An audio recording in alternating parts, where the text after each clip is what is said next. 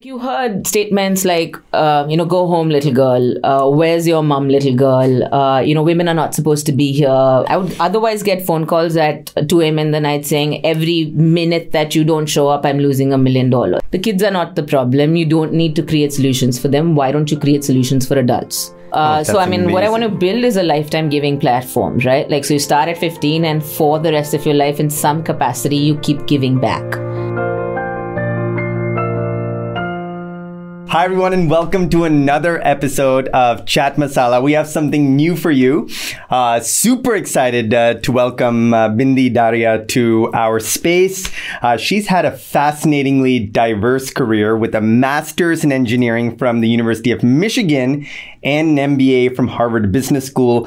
Bindi began her journey as an automation engineer at a leading steel manufacturing corporation before pivoting to the social impact space at Ashoka's Center for Social Impact and Philanthropy.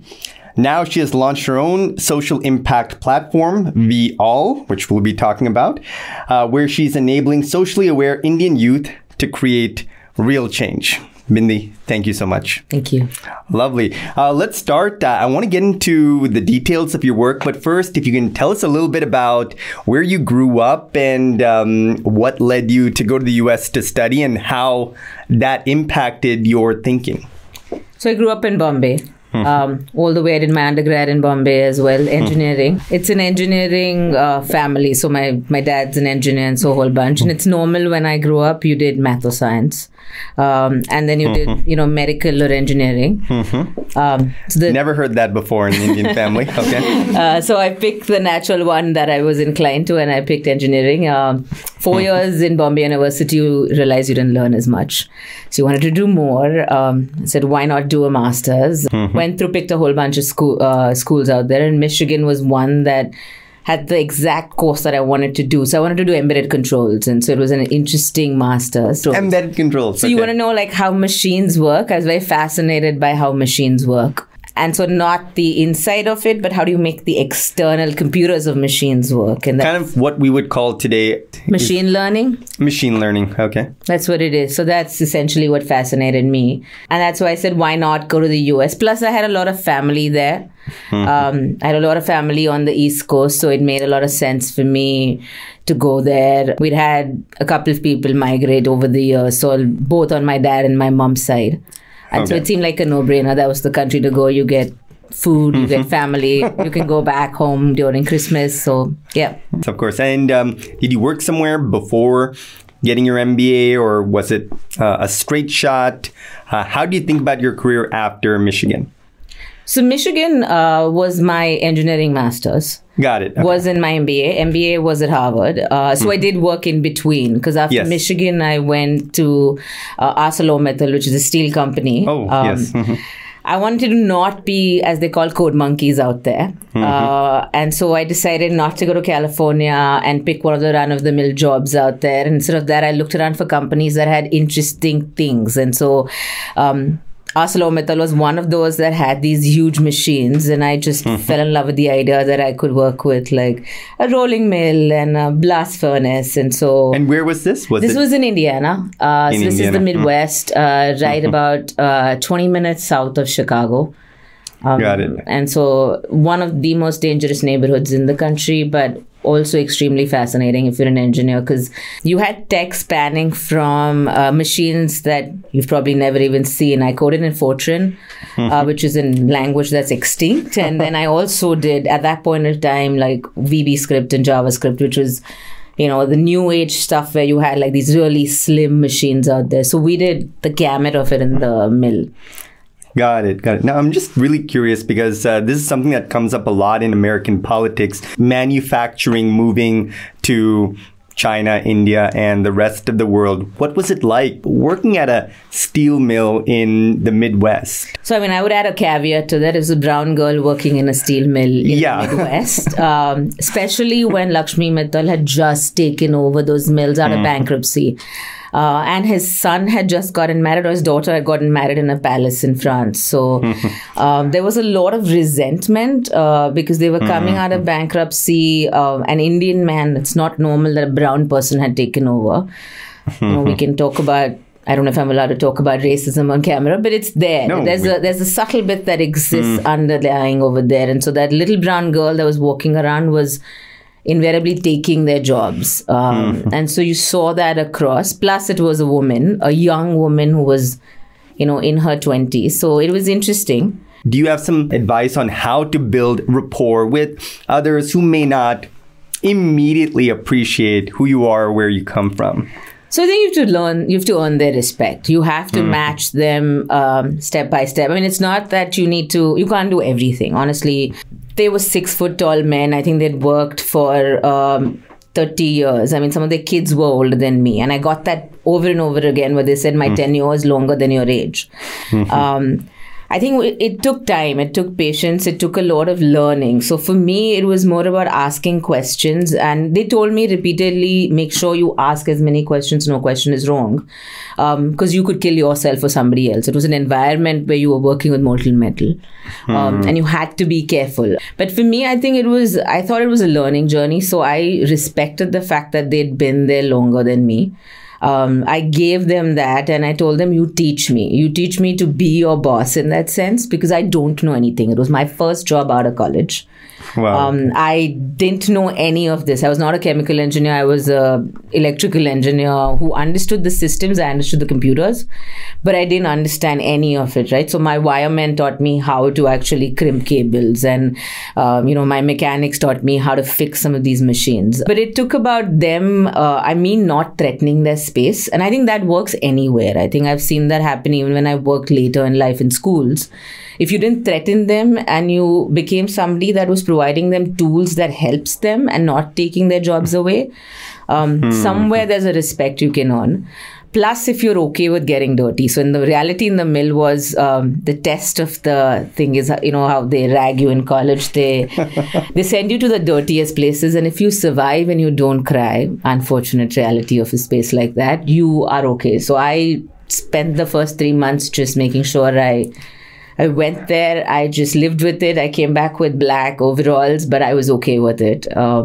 And then you're fine after that. Then you earn somewhere a respect that you will survive their environment. So you have to learn to be a part of it. If you start questioning or preaching to them, then that's the moment they will write you off. Obviously outside the mill, you have to match them beer to beer. I mean, that shouldn't be saying that to young kids out there, but the reality. I learned to it's as a much. Cultural immersion. It is a cultural thing. You got off work and you had to socialize and you had to learn to be there. Obviously, I would not drink as much as them because I, couldn't get home if I did that. Luckily, I was walking, but still. But it was one of those things. I think you learn to socially interact with them, learn to speak the language. I used to watch sports, so but I started watching football a lot more to assimilate out there. So you learn. Oh yeah. You learn the traits. I mean, it's a man's world over there, and you did. But I made my space. I did have a spectacular boss, a female who told me, don't get killed. Just make sure you don't open your mouth. I have a tendency to say what's in my head. So I say whatever comes in. And she said, watch your words. You don't want to mince them and you don't want to not say what's in your heart, but you want to be careful how and where you say what you want to say. Because at some point you'll get killed in the parking lot. I have an idea for you. I don't know if you recall a few years ago, the Academy Award winner for Best Documentary, The American Factory. It's about Chinese and Americans working together in a factory and the cultural clashes that transpire and how they overcome them. So I feel like you have an equally, if not more interesting story to tell the world. It was. I mean, I think you had the regular white American engineers out there. You had the shop floor guys who were predominantly either black or Hispanic. And you saw the disparities, you saw the differences because they came from different neighborhoods. And I think if you've read Michelle Obama's Becoming, actually. She actually talks about that neighborhood. Literally, where I was working is where they started their journey. And she talks about Englewood, where all my contractors were. So very similar environment, dangerous neighborhoods. And so, but yeah, you learn to live with them, you learn to assimilate. I started learning Spanish just because I would know what they were saying about me. So I would figure out some words to make sense so that I knew they weren't taking me for a ride. So that was, I think, but those are things that you need to like learn. If you're in an environment that's not your regular environment, you have to learn how, live like the Romans do. So it makes a lot of sense. I think this is something we encourage all our young people to do. Take those risks and be bold in interacting with people who are really different from you. And it is uncomfortable. I'm sure it was extremely uncomfortable for you at certain times, but I'm sure looking back, that experience has helped make you a better leader and a better person and able to interact seamlessly, more gracefully with people from all walks of life. Would you say that? It's true. I mean, honestly, because I learned at an early age to ask questions. Then throughout life, I've never felt like any job was like below me, right? So I would learn from every single person when I get in, right? So if I get into a room, I worked in schools when I came back from HBS. And the same thing, I would sit with the school teacher, the principal, and the guy who cleans or sweeps the school, right? So, because you have to learn everything. And the same thing works in the mill, right? If you don't ask each of them the questions and the right kind of questions, you're endangering your life. Not just my life, their life, right? Like, because I would otherwise get phone calls at 2 a.m. in the night saying, every minute that you don't show up, I'm losing $1 million, which is not the reality, but that's how they would tell me. That's how they would talk about, because it is like a 900 ton, or 9,000, I think. I don't remember how much 7 blast furnace was, but it's one of the largest furnaces out there. And if it's shut down, you're in trouble. So, I mean, any system that shuts down is problematic out there. And any of these furnaces was, because they were coming out of a downturn, it was like, go, go, go. So you can't shut down when they don't want to shut down. But things like that, I think, were very important when you were dealing or navigating these journeys with people. None of it was easy. It doesn't sound easy, but... No, I mean, there were things like you heard statements like, go home, little girl. Where's your mom, little girl? Women are not supposed to be here. Women, there's only 2 places Can you give us more, let's say one of our former students is in a position like this. She's doing an internship at a similar factory. Tactically, when you hear statements like that, how exactly do you respond and how do you manage that? I hope you're enjoying this episode of Chat Masala. Before we move on with this insightful conversation, please be sure to subscribe and follow us so we can continue expanding our minds together. Actually, don't respond. I mean, I did. Because if you turn around, you're just asking for a dialogue which doesn't make any sense. You're spending your energy on something that doesn't make sense. Now in life, I've learned to speak up in other ways. But at that point, I thought it just didn't make sense. I would just show them how good my work was and earn their respect with my work, because they were going to question me no matter what. These were different ways of, them feeling threatened because I was a lot younger and I was doing their job. And so somewhere they felt that I would take their job, right? And so I had to understand or empathize with that person to say that this statement wasn't coming from just pushing me down. It was also coming from the space that they could lose their job tomorrow. They were coming from a bankruptcy, right? So for me, that was it. But, I did turn around at some point and did answer back. And luckily, I had electricians who were spectacular. Turn around and said, don't you question her, because she knows what she's doing. She's probably the best you have over here. So I had earned that respect for others to turn around and even stop this. So you have to gather your allies. That is what I would say. And speak up. It's not like you don't, but you speak up in a way that is not threatening to the other person, because this is not the best environment to talk in. Now it's different. Honestly, if you ask me today, I would probably turn around and say 4 things. But that's also because I'm coming from a position of power. I wasn't at a position of power at that point of time. So there is a difference in the way to gauge what, where, how. Also, the mill has rules. If I say something to somebody who's in the union, there is, you could have a case filed against you. So you had to be very careful what, as a manager, you put out there. And I had a couple of cases I know, and it wasn't also because of what I said. I think I just was cleaning under the racks or something, because my guys were 6 foot tall and I was a little one. So I could get under the tables, and I said, you're 60 years old, let me go down because I'm younger. Let me help you out. And they were grateful, but somebody else saw that and said, you're trying to take our jobs. So they had a case against me, and it was normal. These are internal cases, but this happened. Wow. So, Wow. But yeah, it's a different. So after that management experience, what did Harvard Business School teach you? Honestly, a lot of things, Okay. right?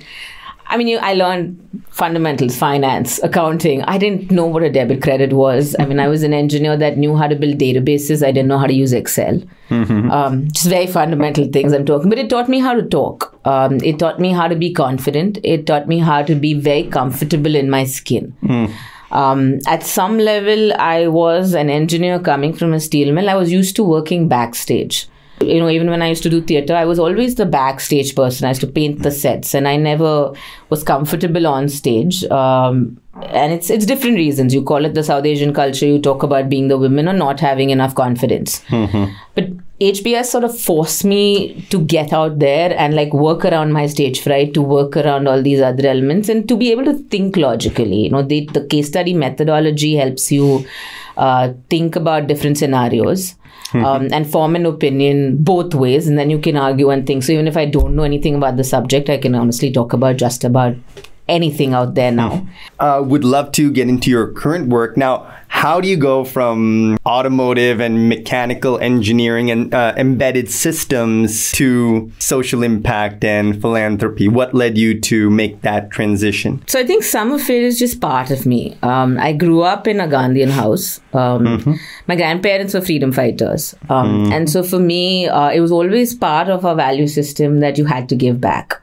We were raised with the idea, so on our birthday, we didn't celebrate our birthday. We got books, but we went to the orphanage and we gave out. The choice was given to us that you could pick a thing to give or share, not even give. I shouldn't say give, it was to share. So it's my birthday, I was celebrating this with a whole bunch of other friends, and I could give an apple or ice cream or a book.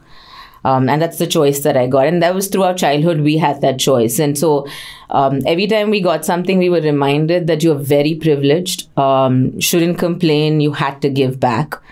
And so that was ingrained in me since childhood. I remember when I was studying for engineering and we were complaining that the lights went out and we had to sit in the corridor because there were guests at home. And Dad said, let me take you down the street. And there were kids studying under the street light for IIT exams. And he said, well, he's not complaining and they're going to get into IIT, so you better just not say anything at all and make sure. So that's sort of what I grew up with. I did a lot of work in college through Road Tract. Even when at Michigan, I was doing stuff on the side. And even when I worked with ArcelorMittal, I worked with something called the Girls and Boys Club. So throughout, I was doing things on the side. I just didn't know I could make that a career. So when I landed up at HBS, that's when I realized social impact is actually a legitimate career. The HBS has the largest social enterprise club. There's lots of people that come from the space or at some point engage in the space, post-retirement or otherwise on board. So they're philanthropists. And so that's when I learned, and I said, why don't I do an internship? So I came to India. I worked with one laptop per child out of MIT Media Labs. I spoke to a whole bunch of Nicholas Negroponte. Yes. Okay. Spoke to a whole bunch of social impact leaders in India because I thought EdTech is the answer, right? Like there was a bubble going on in the US. Education was what, generally anybody coming from outside thinks is the answer to the solution for everything in social impact is education. And so I said, why not? And I spoke to a bunch of leaders. I met this guy called Athena, who now runs the Piramal Foundation. And he said, well, the kids are not the problem. You don't need to create solutions for them. Why don't you create solutions for adults? And somewhere I think I felt that made sense. Can you explain that? They run programs for schools, teachers and principals. So teacher training is the problem? No, actually by adults, what do you mean? It's school management. So it's like, how do you teach the principal to be a better CEO and hence make sure that his teachers go into schools and run like good managers and do the right kind of teaching. So you need to bring some of that MBA energy. And I think this is a point that not everyone appreciates, that in the social impact space, a lot of the same principles and practices from MBA programs and Fortune 500 companies are just as applicable and even more necessary. I mean, we talk about efficiencies and we talk about bringing in like processes in the nonprofit world. And that makes sense to some extent, but the problems that exist in social impact are manifold, right? So it's very easy when you talk about the for-profit world, you say, I need a bottom line, I need profit, I need X amount of money, this is my customer acquisition cost, or this is my ROI. And you got the numbers pat down. You can make a beautiful Excel sheet out there, right? It's not the same in the nonprofit world. You're talking of multiple factors that are constantly changing. A lot of it is out of control. Some principles do apply. Like you need to do, say, more marketing. No-brainer. We don't do that very well in the nonprofit world. We don't tell our stories very well. You need to bring in some amount of efficiencies. You need to take care of your people. Like you need to do capacity building, which in the for-profit world is very normal. We're still learning in the nonprofit world to take care of our people. So we take care of everybody in the world, but we don't take care of ourselves. So some of these principles do make sense and should be applied for profit. Where are they different? So I think so in the for-profit world, I always felt it was a lot more cutthroat, right? Like because you're just going after the bottom line, you will take whatever way it is to get there. Whereas in the non-profit world, you realize you're dealing with real lives. You're dealing with people. At the end of the day, a child in a school is a child in a school. I can't run experiments in a program and say, I'm going to try these things out and see how it goes. If I do that, I've lost 3 years of that child in a government school, right? So I have to be careful what I put out there. When I'm dealing with them, there's a dignity to that person that you're dealing with, right? Even when you're giving things, you should think about that other person. It's a human that you're giving to. It's not very nice. But during COVID, we saw people taking pictures with people that they were giving food bags to. Or, you were accounting for every single death out there. Now, you're just taking the dignity away from the receiver. And that's not something that in the nonprofit world, most people will avoid doing that, right? Like they'll try and give as much dignity to the person at the bottom and the rest. So there's a difference there because you're dealing with humans at the end of the day. And the human is the final recipient of whatever program that you're running. So you have to keep in mind that human. So that's different from the for-profit world substantially, right? You're not thinking of the human otherwise. Now, in that context, one thing I really want to understand, a lot of our students are talking about impact investing. We want to invest and we want to maximize not just financial returns, or in some cases, not financial returns at all, but social returns. Essentially, how do you maximize the good you do? What I would ask is, what do you care about? What is the cause that really gets you up? And so for a young person, do you care about climate? Do you care about LGBT rights? Do you care about diversity and inclusion? What is it that makes you feel that somewhere touches your heart? And then that's essentially what you should be picking, right? And then obviously find the right programs out there. Now, it's not that easy to find the right kind of programs because, like I said, we don't do the best job about telling our stories and putting ourselves out there. So you might know the top 10 NGOs in the country. Like everybody knows a Pratham, for instance. Everybody knows a Gunj. And then everybody knows Give India because Give India is all over. But then Give India has, say, 100,000 odd NGOs out there.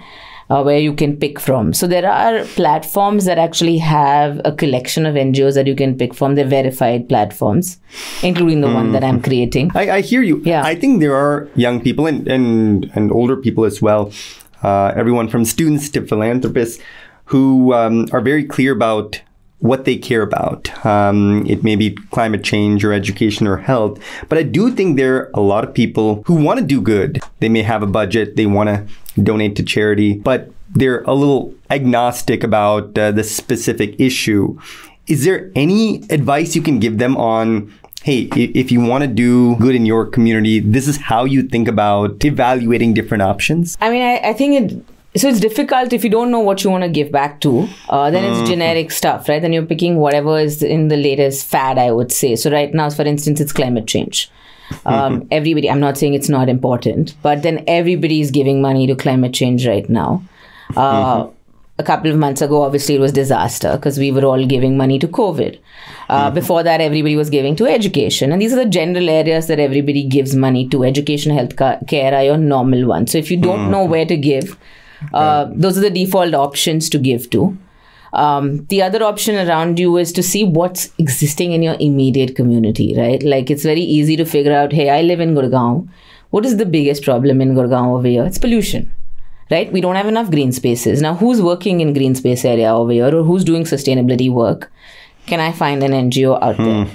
Yeah, that's a much better way of thinking about it. And so if you just look around you, I live in Haryana. Women's safety is a huge problem. Are there programs working on gender or are there programs working on women's safety? Now, the thing is finding these programs. That's the difficult one. Now that most platforms don't have that repository. We're trying to create that now in VAll, and how you can get localized information on NGOs around you. Wonderful. But it's a difficult one. I think India is trying to build a repository as well. But why do you think that hasn't happened yet? Like just a centralized database of NGOs and nonprofits, searchable by issue and location. What's the challenge? Okay. So I think the largest challenge is there is no central repository of information. If you talk about so there is some amount of these NGOs in the government database, which is what they call the Darpan database. Yeah. So if the government is giving you money, you sort of register in that database. Then there is some amount of NGOs in the FCRA database, and then there's some amount of NGOs in the tax filing database, right? So if you combine all of this, so what center that I worked in at Ashoka did this study and tried to get the numbers, and each one had a different set of number of NGOs in the country. There's this random number of 3.2 million that floats around about NGOs, but if you think about it, the Cricket Club of India is an NGO.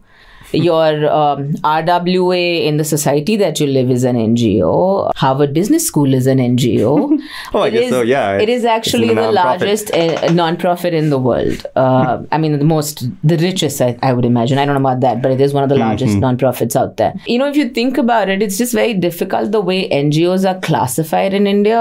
And so unless you remove all this other stuff, it's difficult to build this central repository. And anybody out there, I know I've been talking to school kids out there, and they just wake up one fine day and say, hey, I want to build my portfolio. Let me register an NGO. I'm sure you're doing great work, but what happens when you go away to the US or the UK and do your degree? There's an NGO sitting right there. It's defunct, right? At some level, your parents are not going to take care of it. You've done your bit. You've built your social impact portfolio, whatever you call it. You've left there, written a beautiful essay. But that's that, right? I'm not sure if you advise your kids to do that. So maybe I'm just sort of saying all the wrong things out there. They hand it down to another kid who's younger. At least they should. That would be a good thing. And some of them do. I know a bunch of kids in Heritage who are working with other kids from, I think, Sri Ram. And they did that in Gurgaon, where one kid's in UK, the second one's doing it. They've built a chain of command and they're handing it over. But not all of them do that. But this is one example. There's businessmen out there who are funneling money through NGOs. They're creating their own entities. There's other people who do that. So there's just so many of them out there. There have been multiple efforts to build a repository. So Give India is one. They actually acquired another company or organization called Sathire a couple of years ago too, who was trying to build this repository. So they were scraping websites. Got it. But if you have these three databases, is it possible to combine them and remove the duplications? So you try to do that, but the names are different. They're registered differently because your licensing is different. So there's a whole bunch of issues, and I think that's why at Ashoka we tried to do that, but it was still not. We couldn't get a proper database of NGOs across India.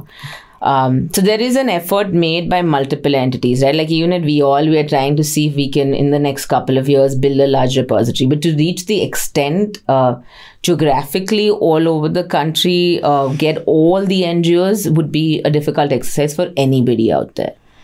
Got it. So, the more we can get, so one of the things I'm thinking in VAll is, can I crowdsource and ask people to give the localized NGOs? So you are in Gurgaon, can you tell me who you work with? Can we start bringing them on the platform? And then if that makes sense, maybe we can build a repository of NGOs that finally, because you also have to verify them, right? There's each of these organizations say, I'm sitting out of Delhi, Gurgaon, I'm registered in Bombay. I can't go to the remotest town out there and verify if this is an entity that is real, doing legit work. Got it. So you check their licenses. So luckily now the government has a specific documents. So you look at their ATG, you look at their 12A. But beyond that, there's only so much. I don't know what work they're doing out there. And not all of them have websites. Not all of them have a social media presence. Because if you're a small NGO, you don't have the resources to create any of these. So then how do I know what you do? You'll give me a report. So there's lots of these gaps that exist for entities to create a platform. So related question is, now imagine I'm a young person or, I'm an older person. I want to volunteer on the weekends. I want to give back. to a particular cause, how can I determine which NGO in a particular space, let's say it's climate change or air pollution, is there some way I can get a sense of the credibility of each organization, given the challenge that you posed? Not at this point of time, which is one of my motivations for creating what I'm creating, because there isn't something that's localized, there isn't something that is credible. So if I want to look so if you want to volunteer, you want something in your 10-kilometer radius, right? Especially if you're a younger person. Yeah. Your mom's going to allow you to take an auto or maximum go with your driver down the street, but you're not going to go beyond a certain distance. And so to build this localized platform, I mean, that's one of the reasons for building VAll for me is, can I build something localized? Can I actually build something where people can do things on their time? So can we build the gig volunteering platform where not only can I go there and volunteer on a Saturday, but can I sit at home and just build their website? Can I do their Canva design? Can I do their social media posts? So help them with their tax filings. Maybe. I don't think kids are equipped to do the tax filing, but maybe an older person. With a CA. For sure. I mean, or help them build their strategy if I'm a consultant or somebody has those skill sets. So there's a thought behind what I want to build, but that's amazing. Another 6 months and you will see it out there. So that's your vision, like basically a gig economy for volunteers. So I have this particular skill set. I can find NGOs in my area, or if it's remote, outside my area, and perform that specific task. That's the idea. So, I mean, what I want to build is a lifetime giving platform, right? Like, so you start at 15 and for the rest of your life, in some capacity, you keep giving back. Right now, the way it works is a 15-year-old will volunteer or do something because they're trying to build their college portfolio. Then through your working life, you'll either do some amount of employee giving or you'll do intermittent giving because there's disaster that hits you. And then right at the end, right now there are initiatives like the social, like Living My Promise that I'm a part of, for instance, or SVP, which is another one where people volunteer to help organizations plus give money. But there aren't that many initiatives that hit, say, senior citizens. So there's a way that we need to build a continuum where people keep giving, because otherwise you're leaving a lot of resources on the table. You're leaving a lot of money on the table. You're leaving a lot of talent on the table. Like these people have time and talent, which you can maximize somewhere and convert that into good resources for the social impact space. So that's the overall vision. Now I just have to fundraise and build a larger platform out there. So, do you see a world in which corporations have to do CSR? Perhaps through your platform, they can say, okay, well, maybe instead of CSR, we're going to spend these hours, which equate to be the same, but we can perform services for NGOs to really help move the needle. So, I mean, that would be wonderful if I could get corporates to do that, right? Like, because right now the way it works is CSR, obviously you give 2% of your money. And some of it is not necessarily given the right way, right? The same logic that applies to an individual where you don't know where to give or what to give to. In a company, you essentially get your marketing person or your HR person to handle your CSR. And then, this is a secondary job. It's not their primary gig. You try to build this portfolio approach where you give a whole bunch of organizations money. Small amounts of money. You'll do it to get some goodwill in your community, but you don't necessarily know you don't ask the right questions, right? You don't ask what the need is. You're invariably saying, let's paint the school walls or let's build some benches. So it's an urban viewpoint of what potentially is required in that demographic. And there's some solutions. I don't say CSR. There are some spectacular companies out there that do some really good CSR, right? Like Edelgive used to fund us. I think that's one of the nicest programs that they have, that they run with their foundation. Very forward thinking. They run something that's called a Grow Fund that's mobilizing like 100 crores over there. Citibank, I think, is a very good CSR program. Another funder that we had at Ashoka. So there's multiple CSR organizations that have evolved. I think TCS is one of the leading ones out there as well. But I think you have others that are, smaller ones actually struggle. There's no way, you don't have resources. So, but eventually, yes, it would be wonderful because right now, the way they say employee engagement, they'll show up and tell an NGO, do some employee engagement. So they go to a school, for instance, they'll paint beautiful pictures. Now, no person, they're not painters, right? So they let them do whatever they want. And then in the night, the legitimate painters show up and actually fix it all. That's so sad. But that's essentially what happens all the time. Really? So, all the time. So even when I was speaking to another NGO and they do all this plant work, right? They're doing reforestation. And so they have people come and do some sapling work, but then they have the Malis come and fix it because you need stuff like done in a certain way. So it's invariably, sometimes you should leave the work to the experts and do what you're good at, right? Like if you're good at finance, come do their accounts, right? That's what I'm saying. This can be a paradigm shift in how we think about volunteering and social service. But I'm also thinking a step further, right? So I'm saying if you want to generate resources, what else are you good at? So you're good at like dancing. Like I'm an artist, right? So I paint. Can I teach art? Can I sell that art? Can I do art nights out there? And there's another way to actually then leverage your other talents out there to generate funds for... So what happens in the West where people run marathons and raise money? Or people do charity works. You could do all of that as well on the platform. So this sounds unbelievable. I hope so. Okay. Any insight right now into the credibility question? You mentioned we don't ask the right questions. What are the right questions to ask to assess, who's doing good work? So let me ask you a counter question. When you put your money in your stock portfolio, do you ask that credibility question? You just hedge, right? Like you create a portfolio. The whole idea of creating a portfolio is you're just hedging your bets. You lose a substantial amount of money and you say, well, luck of the draw, I picked the wrong stock and that's that. I might have lost, I don't know, it could be from like 10,000 rupees to 1 crore, depending on how much money is in your bank. So the same logic applies somewhere over here. I'm not saying but you might get a couple of bad eggs, but the rest of them are doing good work, right? So in good faith, if you give money, invariably they're doing good work. If you get into the semantics of like the nitty-gritties of tell me exactly what you're doing, is all my money going to the ground? Those are not the right questions to ask. I'll tell you why. All your money can't go to the ground. How is the organization going to run? How are they going to pay salaries, right? So all these questions that people ask, so I know like during COVID, a lot of people are saying, I will buy the ration and give it to you. But the guy that goes finally to deliver the ration needs a salary, he has to run his house. So people forget about all of those pieces when they give money. They don't realize that an NGO is also an organization. Those people need to feed their family. So things of that sort. But even asking these questions, invariably you're going to find good NGOs. They're not bad NGOs. I would say check their website, check their registration. Don't give money to an NGO that doesn't have a registered 12A ATG. Ask for their documentation. I know there's a bunch of NGOs recently I've discovered that don't have that. So avoid transferring money to personal accounts. Make sure that they have an account for their NGO. So if they have, then they're most likely, they have to do a tax filing. They have to report to the government. So there's some checks and balances the government has, right? And so if that system works, and now the government's put in a process where everybody needs to have a 10AC. So there's a 12A 10AC, there's a 10AC ATG. So then if they're filing this paperwork, they have to file for their taxes. They have to get these. So ask for these. I'd say ask for the registration. Don't blindly give money just because there's a stray dog that you'd have found on the street and this guy said, like, I'll get you an ambulance and fix all of it. Don't do that. Too many school kids are raising money for stray dogs.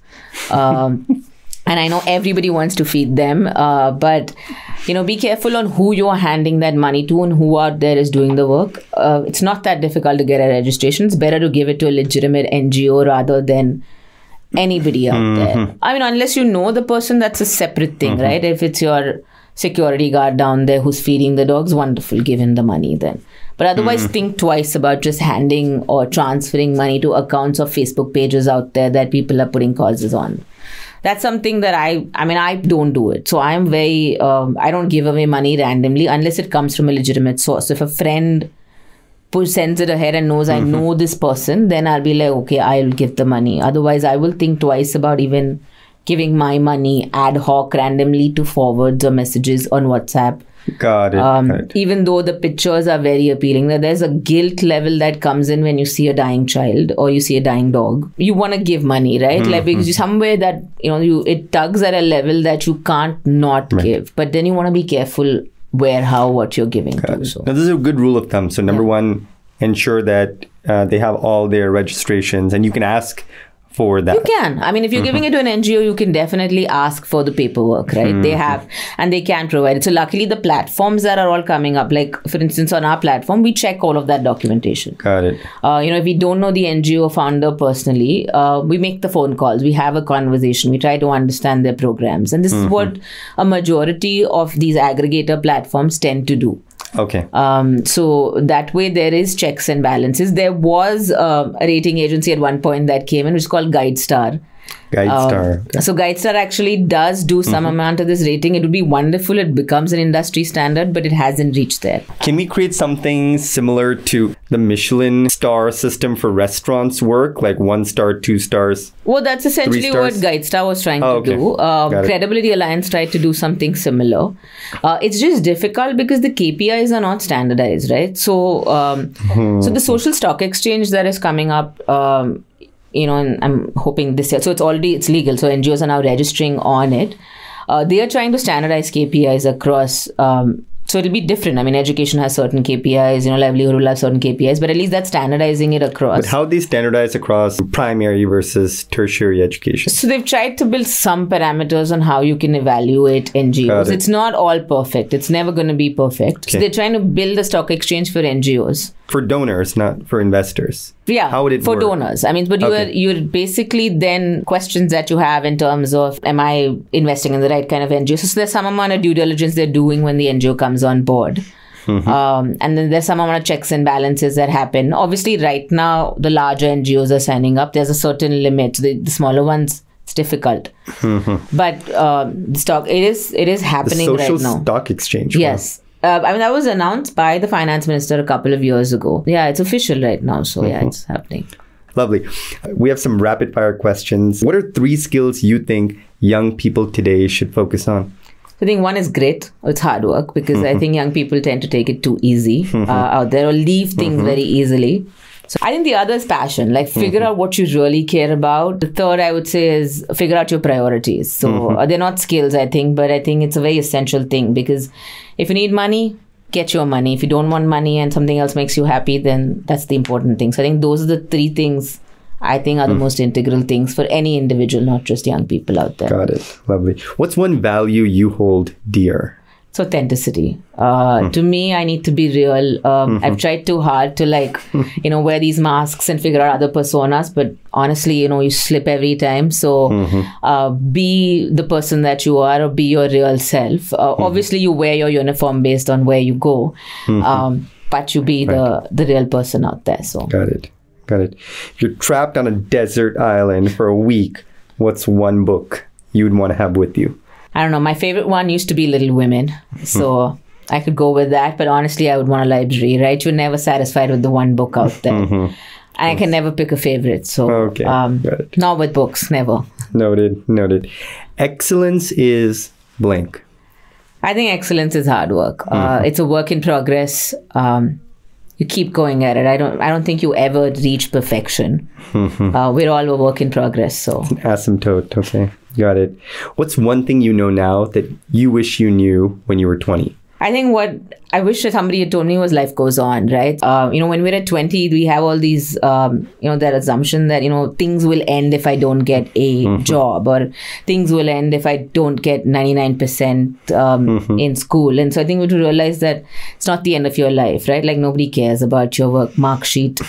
After you go to work, nobody cares what your job was. Get a lot of experiences, right? Get a lot of different things to build your portfolio. Like when people ask me, how did you get into HBS, for instance? For me, I think it was, I just lived my life and I lived it to the fullest. And I wish I had done it more when I was 20. I did it in my 30s, but I do it a lot more now. I try and get a lot more experiences, live it as much as possible out there. So. Wonderful.